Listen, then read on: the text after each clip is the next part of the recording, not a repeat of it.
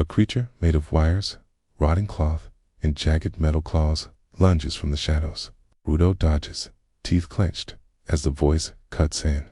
You've seen monsters that chase heroes, but in Gachiakuta, monsters don't come from another world, okay? They come from us, from what we discard, from what we refuse to face.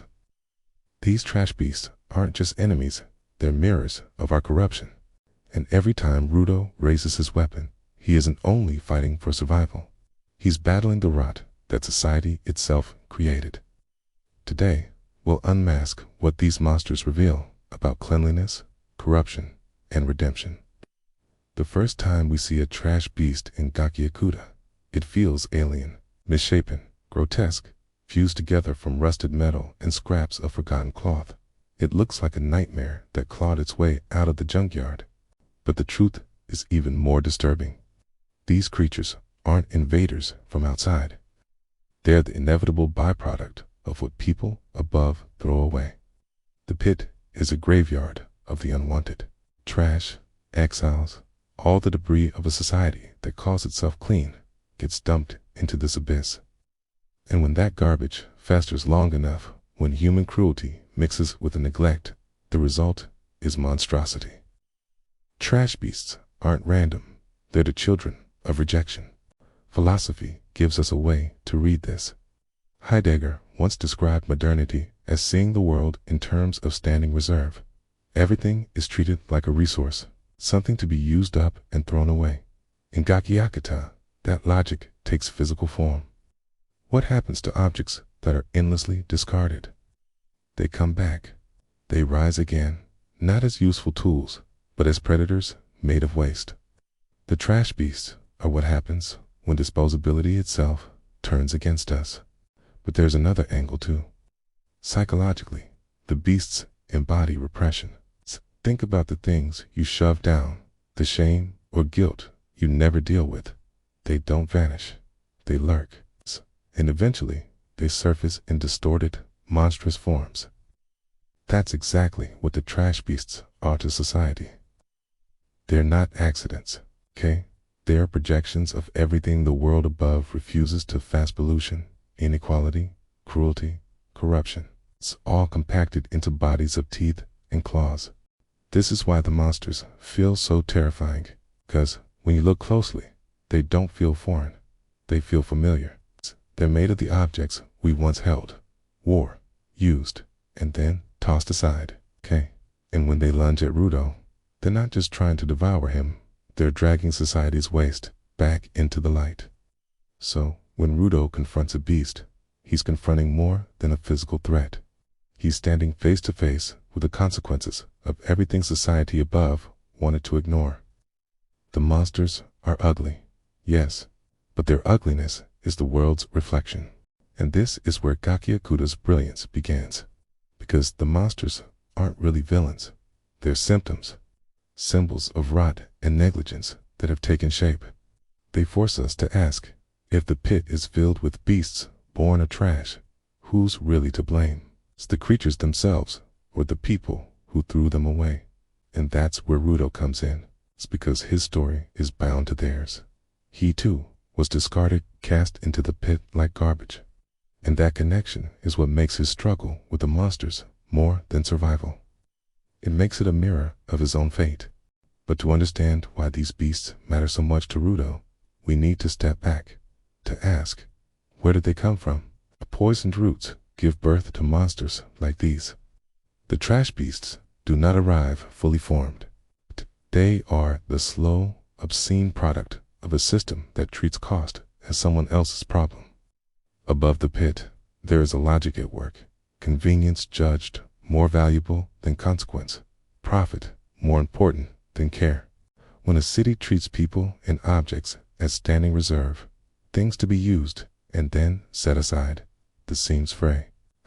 What is thrown away doesn't disappear. It accumulates, ferments, and finally answers back. Environmental ethics gives us a vocabulary for this violence. When an ecosystem is stressed, habitats destroyed, waste dumped, cycles interrupted, the result is not neat. Systems collapse into novel, unstable configurations. In Gachiakuta, that instability is literalized. Plastics, wire, spoiled food, and stray animals recombine under corrosive conditions into organisms that are both animal and artifact. The trash beast is an ecosystem made feral. Its corruption turned ecological. It is the grotesque child of a society that refuses responsibility for the consequences of its convenience. Co-psychology pushes the metaphor further inward. Humans are not separate from their environments. They are entangled with them. The psychic cost of alienation from the natural world doesn't remain private. Disconnection produces a kind of collective numbness, a diminution of the capacity to care. When a population becomes habituated to dumping its problems out of sight, the emotional muscles that practice attention atrophy. The result is a culture that can produce monsters because it has been trained not to notice what it is creating. In that sense, the trash beasts are less a horror show and more a public confession. Look at what you would rather ignore. There is also a political economic argument here. The creation of trash beasts is bound up with inequality. Clean neighborhoods and gated enclaves shield some people from the smell and sight of decay. The less fortunate are paid or forced to live beside it. Exile becomes a spatialized policy. Human beings and their discarded goods are concentrated, out of sight and out of mind. The pit gathers both material waste and social waste, people deemed expendable by the logic of cost-cutting. It is unsurprising that the product of this segregation would be something monstrous. It is a logical outcome of treating life itself as expendable. This is why the trash beasts feel so terrible when they appear. They are not foreign invaders.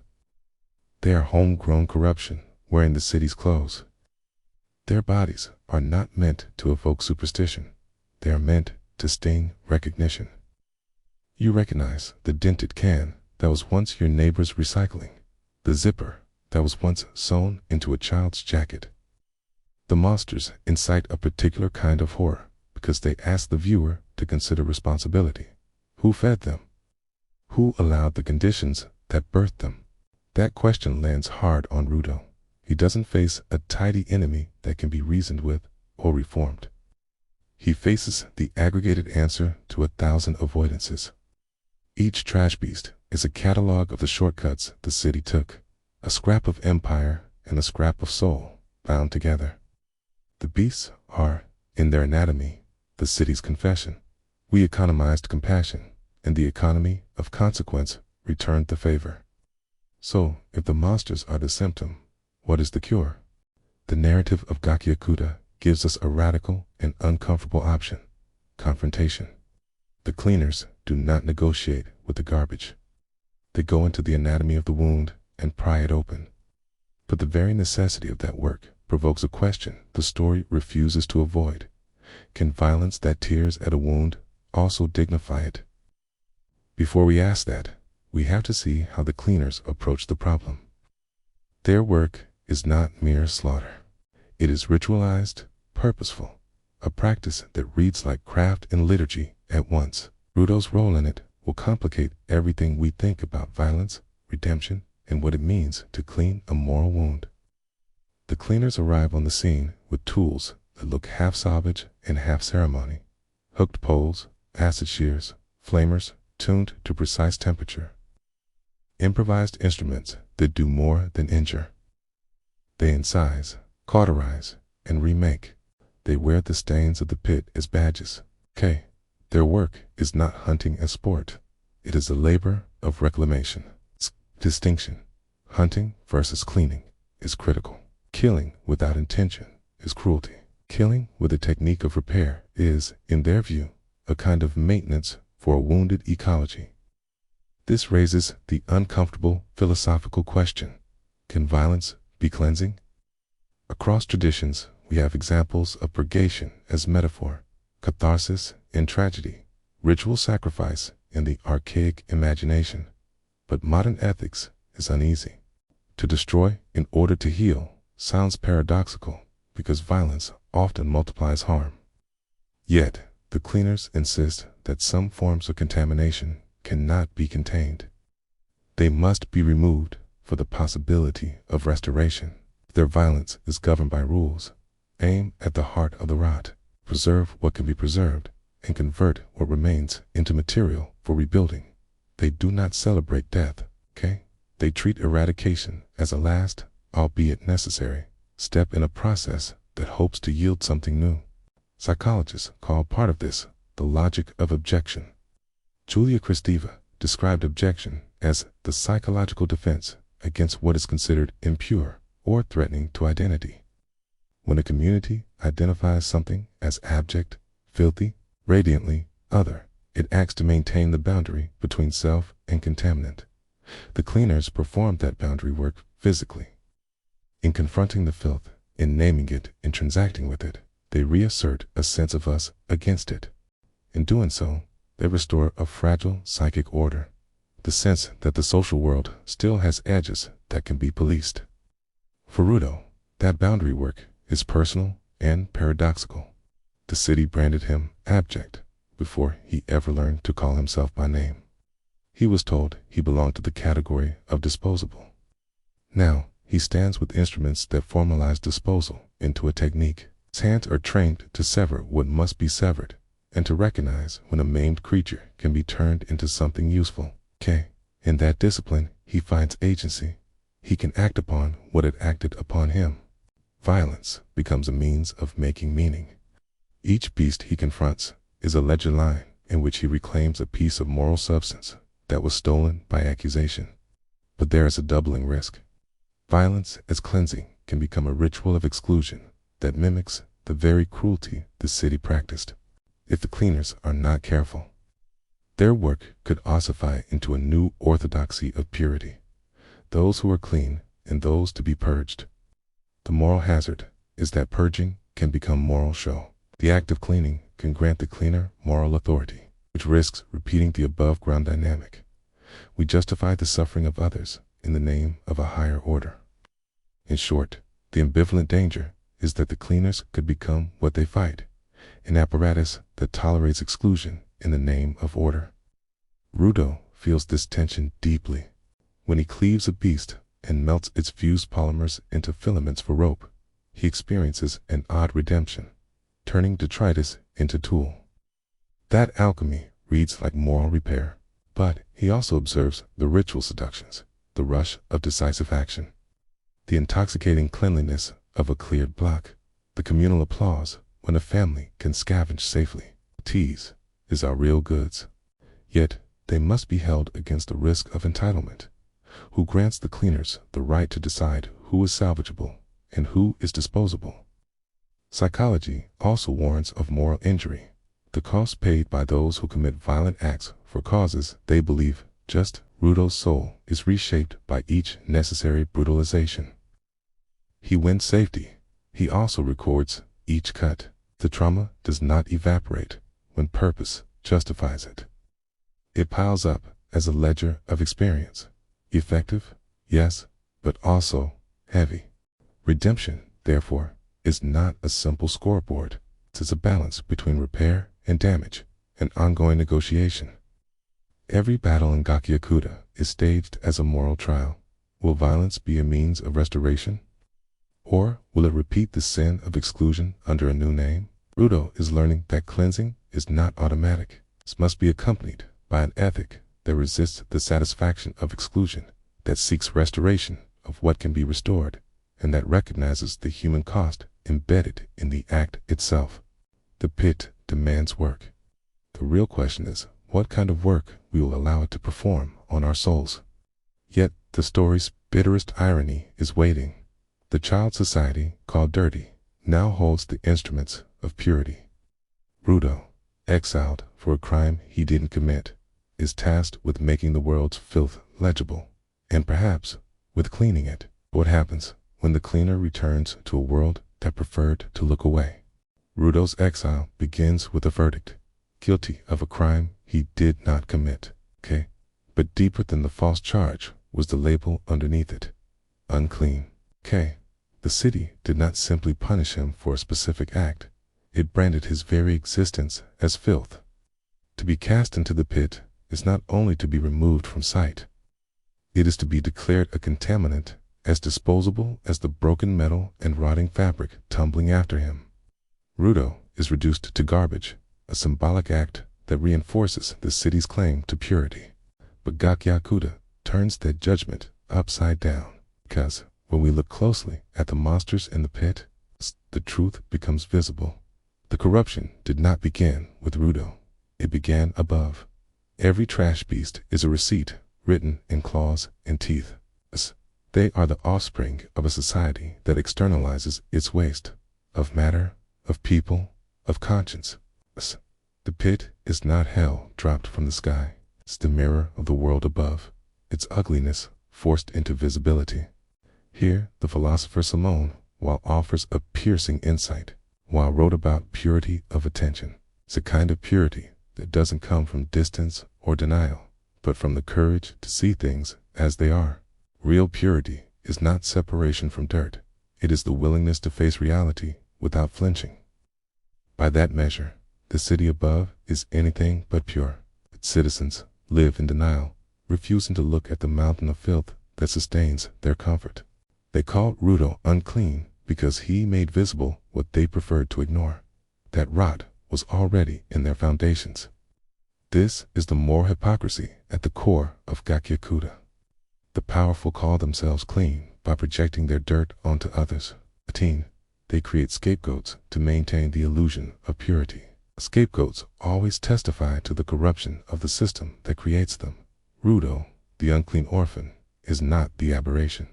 He is the symptom, And when he lands in the pit, the irony is revealed. The so-called dirt is the only one willing to confront the real filth. There's a bitter twist here. The city thought it purged itself by throwing Rudo away. But exile becomes inversion. The one it deemed worthless is now the only one capable of cleansing. In the pit, Rudo is forced into proximity with the corruption everyone else rejected. He doesn't get to look away. And in that confrontation, he discovers the power to name the truth. His very survival depends on recognizing the monsters not as inexplicable terrors, but as products of decay. In that recognition, he gains an authority the pure world above has forfeited. The irony is sharp. The pit, meant to erase him, becomes the place where he learns to see. The boy, branded dirty, is reborn as the one capable of true cleansing, not because he is untouched, but because he has faced contamination and endured it. His scars, his exile, his rage, these are the very tools that let him pierce the illusion. And that is the moral paradox Gachiakuta delivers. The pure are blind because they refuse to look. The exiled are sighted because they cannot escape the view.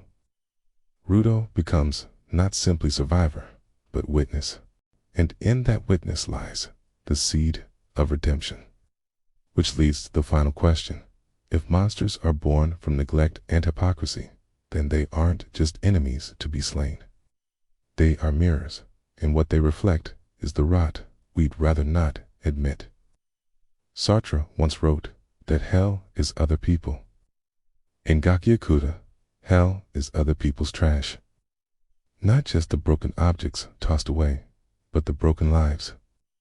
The pit is a landfill of conscience, where what we deny comes back to stalk us in monstrous form. The trash beasts are not random abominations. They are corruption externalized. They are what happens when a society convinces itself that responsibility ends at the edge of the dump. They are waste animated by neglect, hypocrisy, and moral laziness.